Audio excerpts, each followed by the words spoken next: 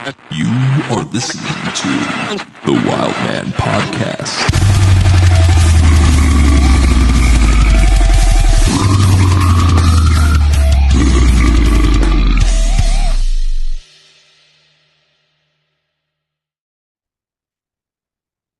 All right.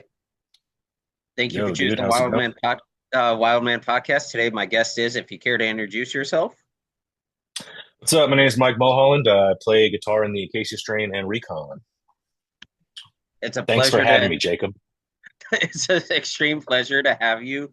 Like you're like one of my favorite guitarists of all time. Not even gonna lie.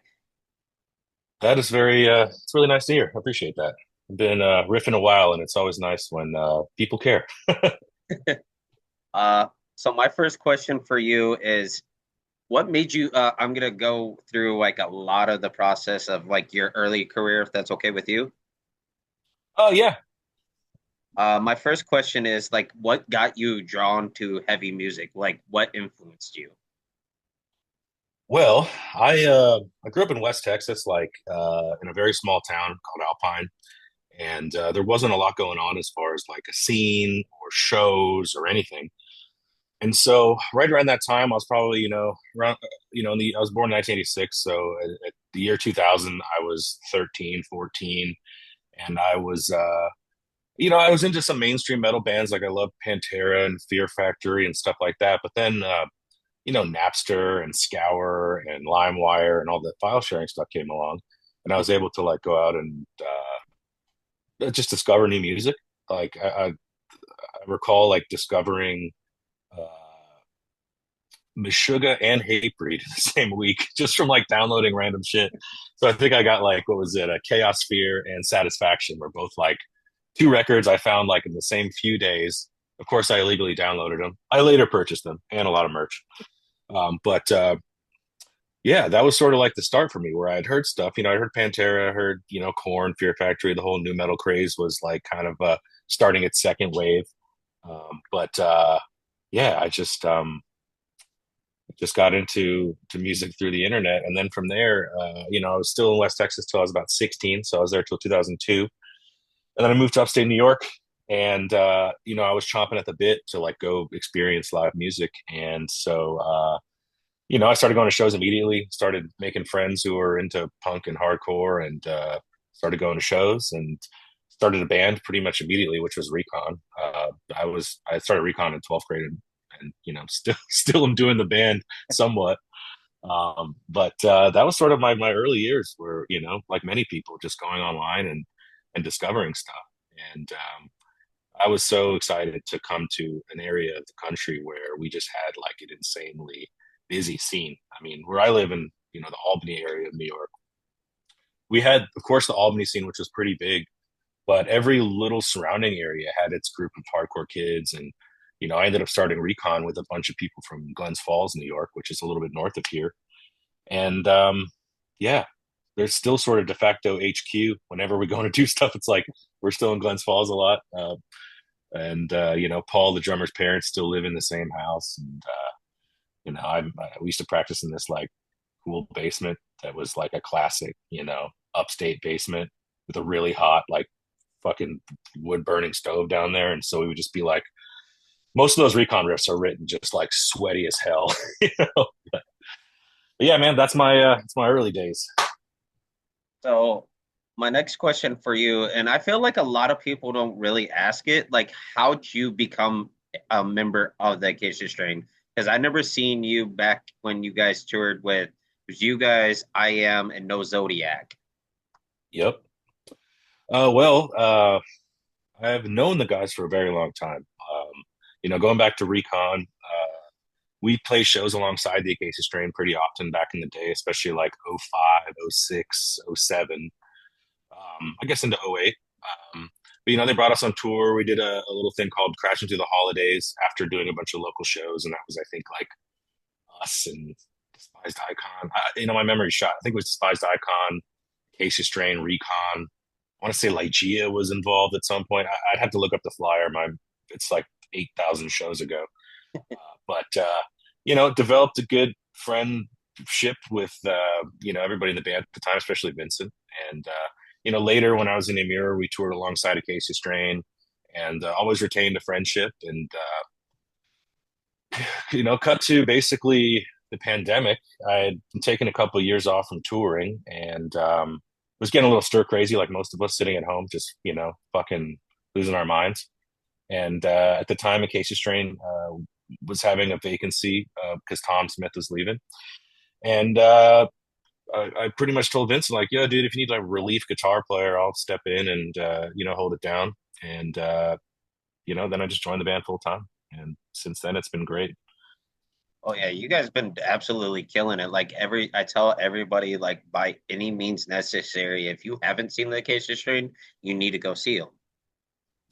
We're having a pretty good time right now, man. I'm not gonna lie. It's been awesome, and it's kind of crazy to be in a band that's been around this long, and like we're still still like a slow but steady upward trajectory. It feels good, and the shows have been insane. The response to the material that I've been able to contribute to has been really good, as far as Step into the Light, Failure Will Follow, and now You Are Safe from God here.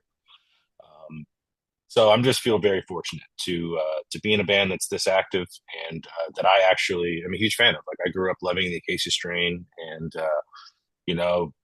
have always been an influence on me musically. Um, Early Recon days, like we were absolutely in a practice spot, jamming through fucking Car Bomb like everybody else. And so, yeah, it's just lucky, dude. Lucky, very lucky. Yeah, it's absolutely like it's definitely cool to see like how you guys definitely keep putting out like amazing releases like Step into the Light and Failure Will Follow. Then we didn't expect to go back to like the basics where it was heavy with You're Safe from God here. What are some of the like inspirations from like you took from like previous albums, or did you like come up with your own riffs and ideas with writing the material? Well, let's break this in a couple parts. As far as ideas and writing, we're really lucky that all of us are, recorders, engineers. Matt's like a legitimate, mixer master or producing bands full time. The rest of us all have, pretty cool demo rigs. Like, I'm in my studio room at home where I've got like my big pile of amps and guitars and all my stuff so that I can be creative. And everybody writes a ton. So we ended up doing that record with, I mean, just a Dropbox, a shared folder that was just exploding with demos. And then we bring them in the studio together, and we tear them apart together and then build them up into the best possible songs that we can. And yeah, this one, as far as influences go, of course we have the sort of always evolving musical language that is the Acacia Strain, as far as like every time we add a certain style of riff or whatever, or even before I was in the band. Like, I can't speak for, well, I guess I will speak for the band in that, somewhere around 2014, they dropped Observer, and then all of a sudden it unlocked this sort of other side of the Acacia Strain where you can kind of slow things down and go in a more longer form, which sort of gave way to It Comes in Waves, which I worked on doing vocal production with Vincent at the time. He came to my other house that I used to live in. I'm in a new house now. And we tracked everything in my attic for that, and then it was sent off to be mixed. I believe they did all the writing on the road, and they recorded it, I want to say, I think it was all on the road, and then maybe in Iowa at Griffin Studio in Des Moines at the time. And so basically we pull out every tool we got, and then try to stay inspired with newer stuff. I mean, we're inspired by new bands, by old bands, and everything in between. We're all going to have sort of our built-in go-to moves as far as guitar playing and stuff. Like, the bass string's always going to have the fucking one open chord. That's always going to be there to some extent. But it was kind of funny when we were announcing that we were doing a new record, and we tell people like, "Hey, it might not be the record you're expecting." I feel like a lot of the time, people expect you to like go soft or something. They want you like, "Oh fuck, they're going to become like Octane metal or something." And I mean, I'm sure now you guys have heard the record. It's quite the opposite. We're kind of pressing into more like grind and power violence and just grittier hardcore doom stuff, you know, and just keeping it fast and chaotic.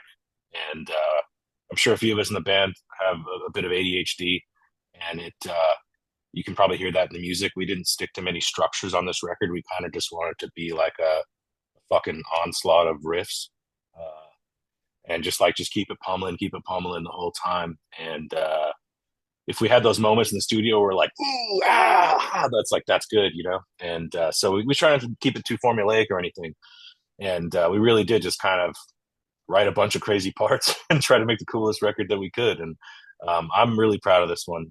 The response has been killer, and I love it. I'm in the middle of actually, I paused this call. I have to go back to this. I'm finishing up kind of learning and muscle memorying some of the songs on there that we plan to break out soon, perhaps at our holiday fest. So Yeah, I'm like when I heard the album, like I work a typical 9 to 5 job as most people do. And I remember when the album dropped, and we're like, that was the day when that dropped. My boss told me we could have one headphone in at work. I was like, "Are nice. you kidding me?" So I put it in, and like I listened to it front to back like 12 times that day. Damn, did you switch ears? Yeah, You don't want to get too much fatigue. You might get fucking tinnitus or something like that.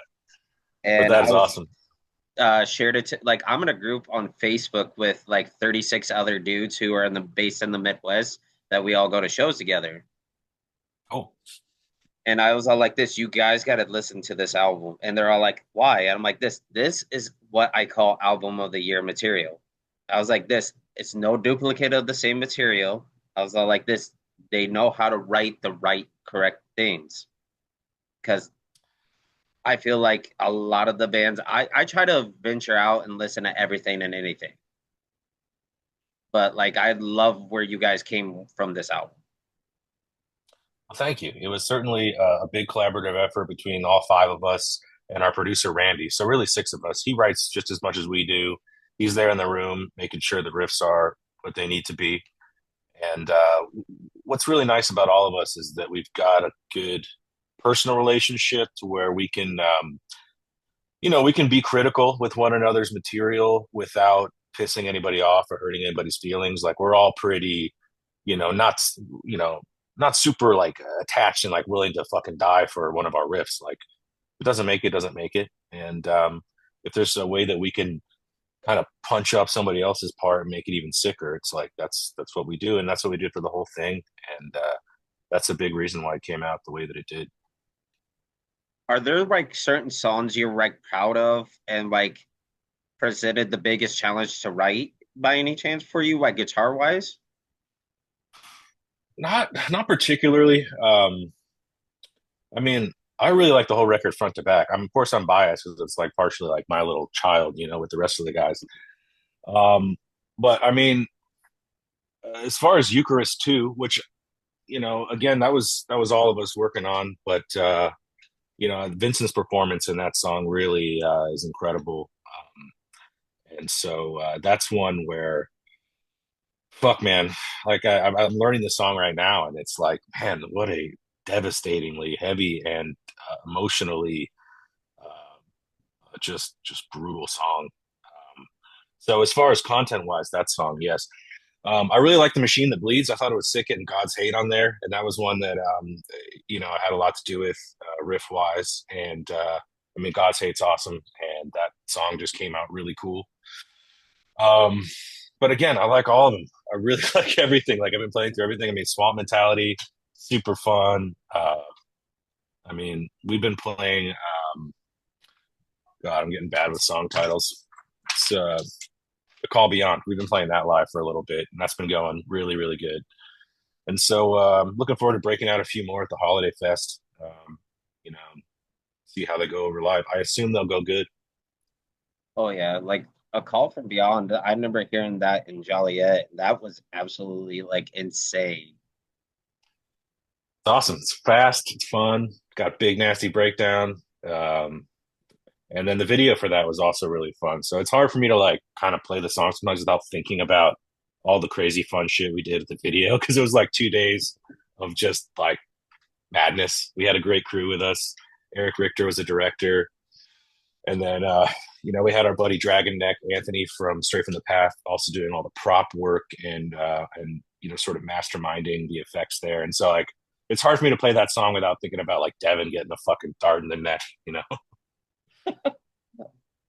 Like, I feel like that song like resonates with a lot. Like, I don't mosh usually, but when you guys started playing that, like, I got like real angry for some odd reason, and I just started like moshing like out of control. You just got overcome with the spirit, brother. Hell yeah. And like one of my buddies, he usually moshes, and I shoved, and he's a like 6'2" dude, and I shoved him out of my way. I said it's my turn. Fucking careful out there these days, man. Hope you got health insurance. I'm lucky enough to have health insurance, hopefully. Oh man, God, it's crazy out there. But I retired from moshing a long time ago. I had a Hatebreed show nonetheless. Oh wow. But yeah, I'm just done. I'm too shot. I'm an old man. Been headbanging too long, herniating discs, whatnot. So, if you could tell your younger self anything from like where you are now, what would you tell him? Like with a dream like this? Well, stay the course, man. Keep on keeping on. It's like of course you need talent, but you also need some tenacity. You got to hold on, and sometimes things are tough. Like sometimes you might quit a band and not have another plan, and you got to figure your fucking life out, or sometimes it's just a long tour and you've been out there and you're like, and especially in the early days, I think toughing in the early days is easier than toughing it now because, now I'm fortunate. I'm in a band where we get paid like regular job money to play in a band. But back then it was like, the whole band was getting like $100 and a pizza to drive like fucking 8 hours to the next show and everybody's getting $5 a day. And luckily at that point we were propelled by, youth. Being fucking 20 helps. But it's just important to just to hold on and just keep the faith that ultimately, if you just keep riffing and just keep going city by city and just tour your fucking ass off, that hopefully you can make a cool career out of it. And I was lucky to do so. But I put all my eggs in this basket. I never did other shit, man. Last time I had a real job was 2007. I've had music related jobs and stuff like that, but really like, as far as clocking in and shit like that, it's been a long time. And you really have to kind of bet on yourself and, have a good community around you also helps. Oh yeah. I've been lucky that in all my bands, there's been like a good camaraderie, good brotherhood. I'm still close with all the guys from Recon and most of the Amir guys and pretty much every band I ever played with, we're all still friends, and that started, back then. And I think it's important to sort of tend to those relationships too. Like that's the reason I got a Acacia Strain gig. You know what I'm saying? It's like stayed friends with Vincent, and we always like toured side by side, and then when the time comes, it's like, yo, dude, by the way, if you need a guitar player, and he's like, oh yeah, yeah, so just yeah. I feel like he's one of the general like every time I see him, he is the nicest dude in the world. Like I've like been fortunate enough to meet a lot of musicians in the time with like doing the podcast or just in general just bump into him. And like every time I see him, he has a smile on his face and he's like the nicest guy in the world. He really is. He's a good guy and a great friend of mine. And yeah, he's I'm happy that he's sort of we always joke like in Europe they're like, your band leader? Yeah, it's like, yeah, he's a good band leader, straight up. So so Vincent has mentioned the current lineup has been the best he's ever felt recently with how the band is. What is some dynamic current dynamic make it so effective and enjoyable for you guys? Well, I can't speak for him, but again, going back to us all getting along and being friends first, that having honest relationships with everybody again, where we like we can say something critical to one another or whatever, and nobody gets hurt, nobody gets bummed out about it. And so I think that the foundation is friendship, and then ultimately, like musically, we're all aligned. We're all still really enjoy doing this. There's a lot of bands out there, unfortunately, who are like our age. Like we're all like between our mid 30s. Well, Matt's the youngest; he's like 31, 32 or something. But I'm 38. Vincent's early 40s. I'm not really sure what everybody, but we're all around this age. And some bands, you end up kind of phoning it in, and you're like, this is cool that I got this career. But it comes out in the music that they don't actually, they're not really trying to give a fuck. It's kind of like just rewrite the same record, reshuffle the deck, re-roll the dice, and kind of do the same thing over and over.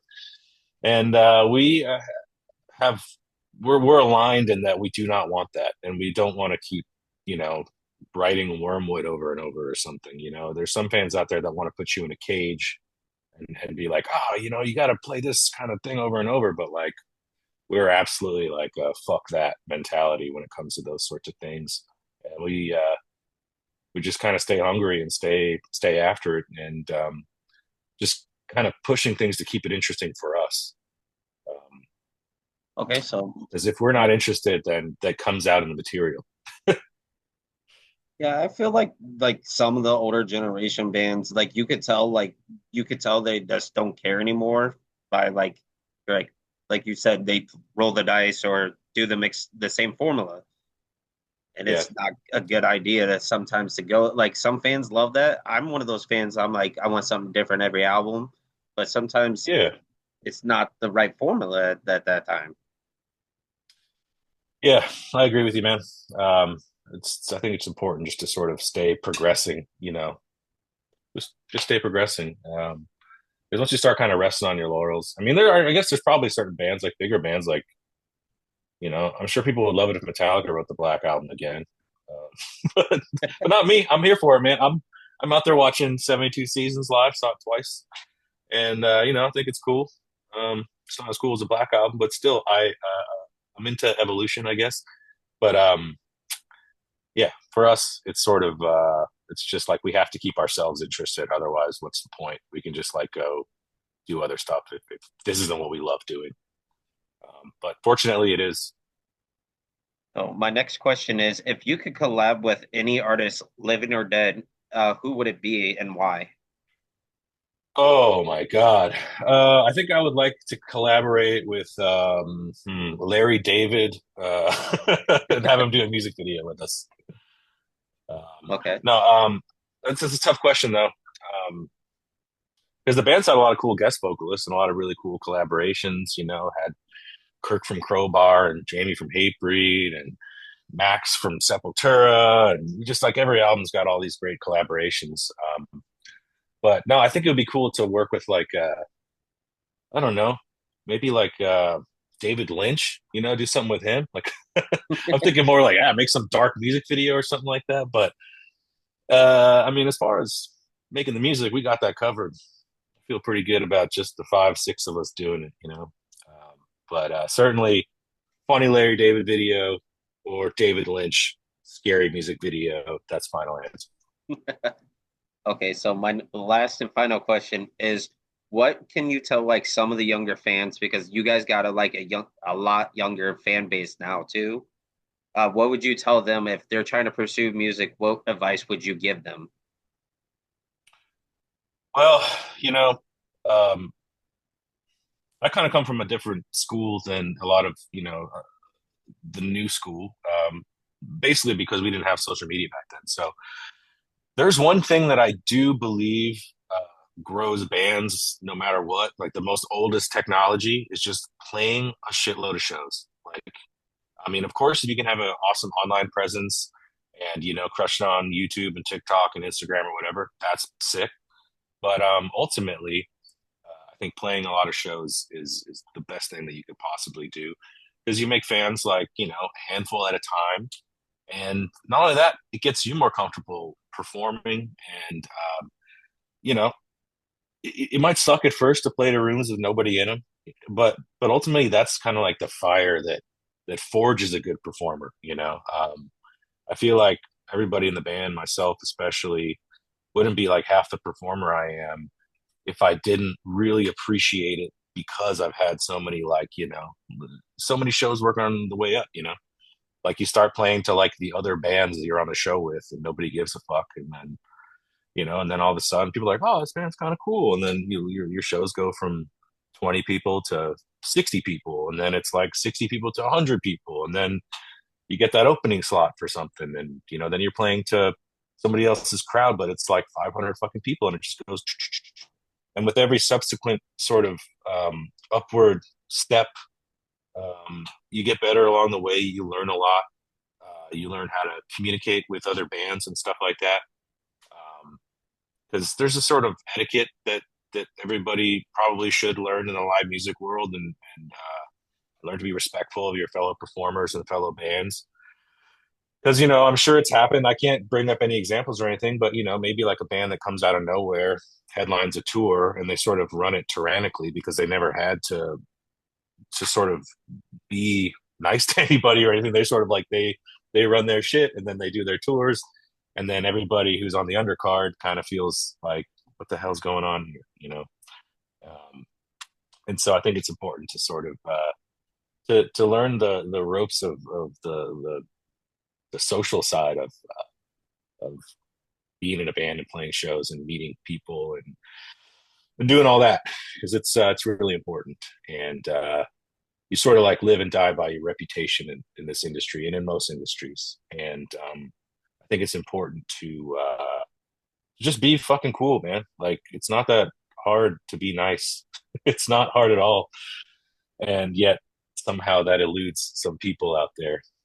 But people talk, everybody knows. Like, if somebody's a dickhead in the scene, trust me, it's not just like an isolated incident, and everybody knows and everybody talks about it behind their back. Usually as soon as they leave the room, everybody goes, oh fuck, and then people are talking shit about you. You don't want that. But no, so that's my advice. Go out there, play shows, be cool to people, collaborate with as many other bands as you can, as far as or musicians as you can.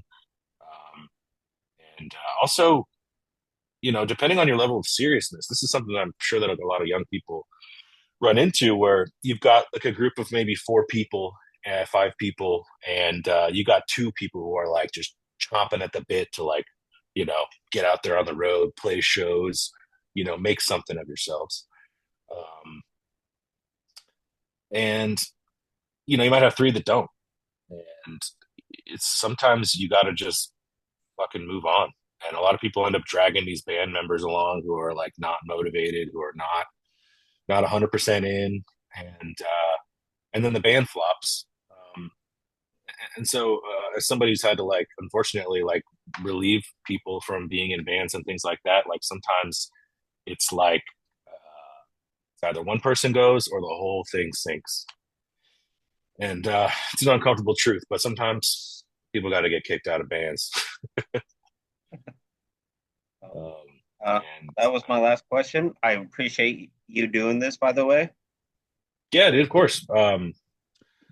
Before I go, I'm going to look up real quick all the bands on here, but I wanted to just sort of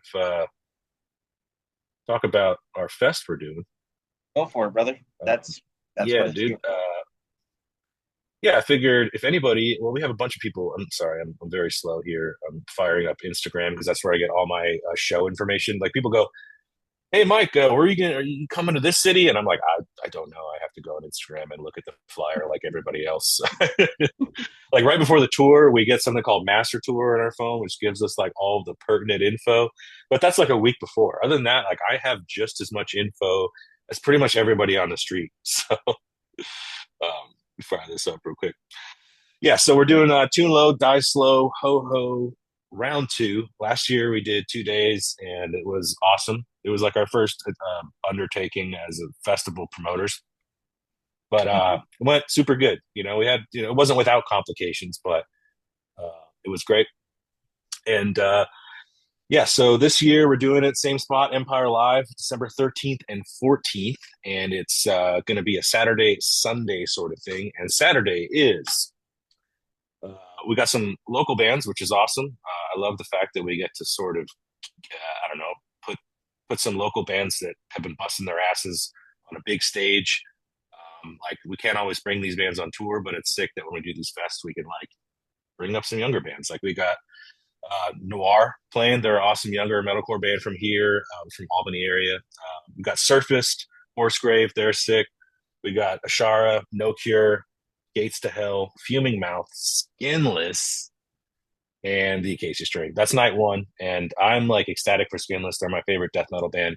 They're also from the town I live in, Saratoga Springs, New York, and I'm they're playing right before us, and I'm just like hoping that I can like get some warming up done and shit like that before, because I really want to watch them. Maybe I'll just play along or something, and that'll be my warm up.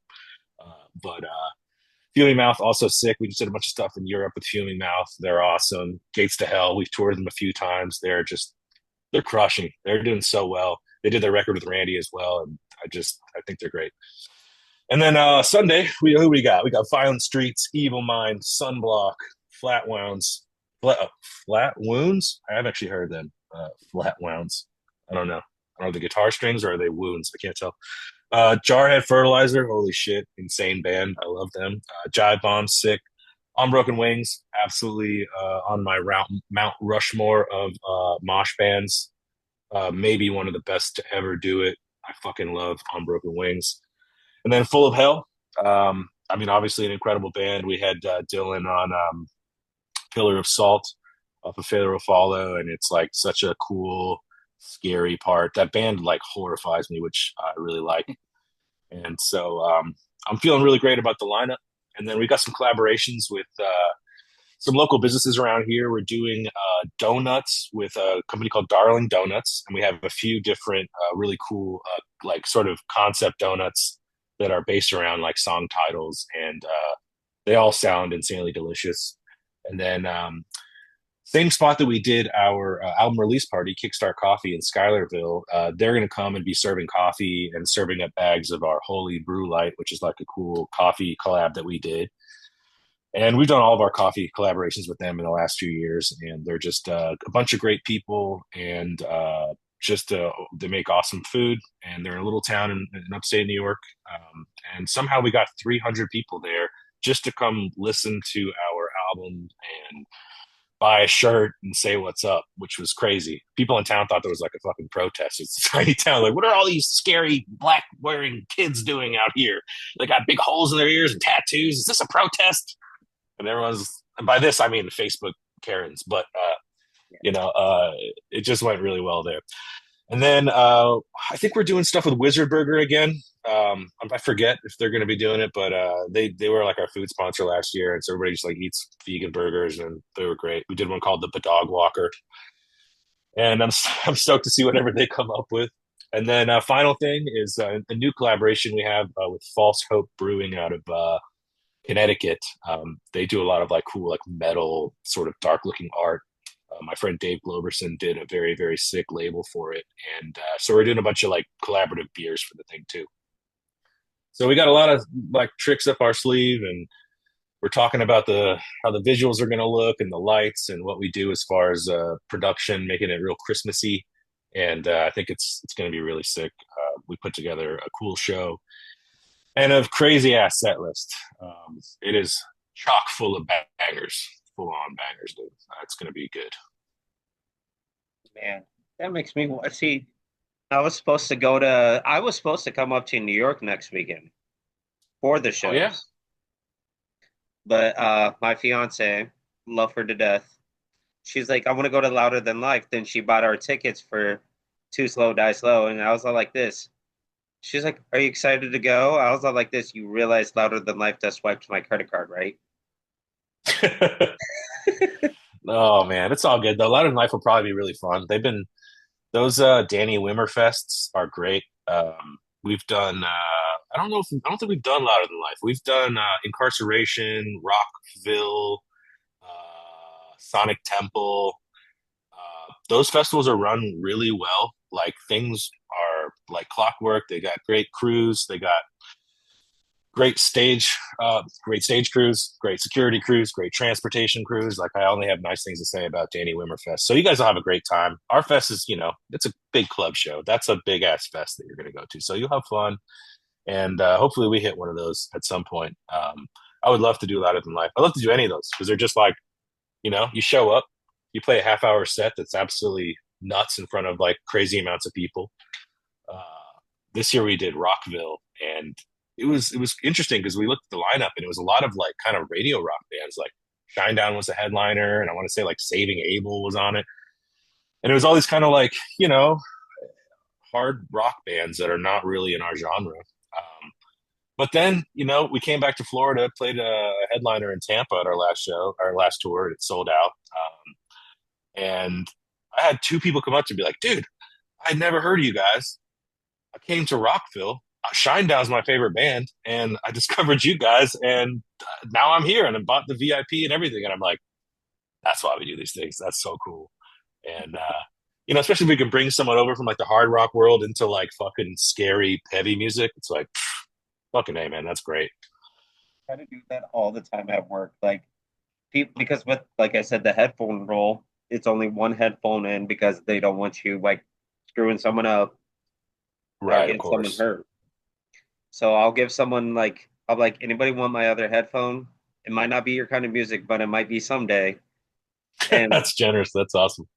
I give it to I gave it to one of my coworkers today, and he's like, "What are you listening to?" And I listened to my a good chunk of Slam, and I forgot what was on there, and like it said some messed up stuff, and he was like, "Did that person just say what I think it said?" I was like, "I I guess." He's like, "It said smoke some Yeah, crack." that's awesome. Well, I mean, just explain to them like, hey, slam's kind of a cartoonish genre. Like it's absurd because it's supposed to be absurd. You know, the same Then reason we watch slasher flicks and stuff like that. But yeah, I'll go back to one final thing about making fans from other worlds. I remember Amir did a tour with Five Finger Death Punch. It's called Trespass America, and Killswitch was on. It's like 2012, a long time ago. But I'll never forget this dude comes up to me. We're like somewhere in the Midwest playing, and he looked like a full on like farm boy, and he was just like, "Hey man, I came here for Death Punch, but that was like the craziest. That was the fucking heaviest thing I ever heard in my life, dude." I was like, "Thanks." He's just like, "Dude, you got what do you got in 3X?" And I'm like, "Fucking everything." And he's like, "I'll take everything." The dude like left a fan, and I understood at that point, like like you're doing with your coworkers, like maybe they just haven't been exposed to that, and maybe that's just all it is like you like heavy stuff. Maybe it's a little too heavy for you. Maybe it'll grow on you. Maybe it's not heavy enough. Who knows?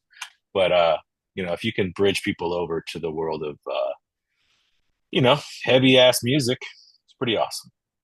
it it it does like I tell everybody like I think I learned it from a lot of like Paul from Zirkowitz from Cannibal and Terry from Obituary, Hell yeah, how they told me about tape trading. I feel like the headphone is the new tape trading. dude. Yeah, dude. Tape trading. That's even before my time. Again, I'm more LimeWire, Napster.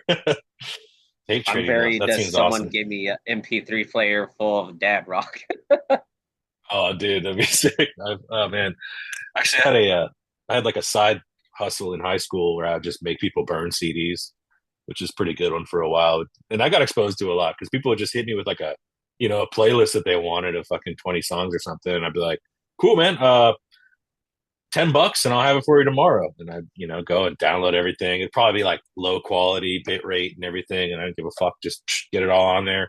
Nobody cared then. You just wanted to throw something in your car and fucking headbang. Um, Yeah. and also So remember a big thing was leaked records too back then was like figuring out what bands had leaked shit. And then, I remember I got like Limp Bizkit's Significant Other from like this computer nerd kid at my school. And I had it like 6 weeks early. And that was a hot seller. I was definitely bootlegging shit. Sorry, Fred Durst. That was probably 5 copies. it's okay. They Like definitely the made it best, back. they make enough money to get covered. Yeah. So, all right, But I appreciate your conversation. yeah, Jacob, appreciate you as well, man. And I'm sure I'll be catching you somewhere out there in the Midwest at some point. We'll be back on the road for sure in 2026 promoting the new record. And yeah, hopefully we announce some stuff soon. I just hear whispers, like I said, I find about shit on Instagram, like everybody else. Yeah, I was gonna say, I think give it 2 years, it won't be Midwest anymore. Okay, cool. I'll be in Jersey. Oh, hell yeah. That's where our Uh, headquarters is at the studio. Stripping and like waking the cadaver. I've been like just messaging them back and forth, and like I just talked to Chris from Eternal Bleeding. I'm gonna do a documentary called The East Coast Death Metal. Sick. So That's like, awesome. I mean, there's no shortage in Jersey. I mean, it's kind of like, God, there's so many sick fucking bands from New Jersey spanning the eras, you know? So many. Uh, Waking the Cadaver, I saw them once. Recon played with them in, I think it was called Sick Shit Fest, and it was awesome. That was like 2000 fucking 5 or 6 probably. But it's cool that they're still playing shows and stuff, they're right? playing festivals slowly. There's That's uh awesome. that's the last time I heard anything from Don. Like I'll text him every so often, and like I texted him on Thanksgiving a picture. I was all like this happy Thanksgiving, Pilgrim. And he's all like this. Thanks. He's all like, you have a good one, bro. Hell yeah. That's awesome. Well, Thank you all right, again, brother. man. Well, thanks for the interview, dude. We'll be in touch. I'm sure I'll be seeing you around. Oh yeah, for sure. All right. Take care, man. You The Wild Man Podcast.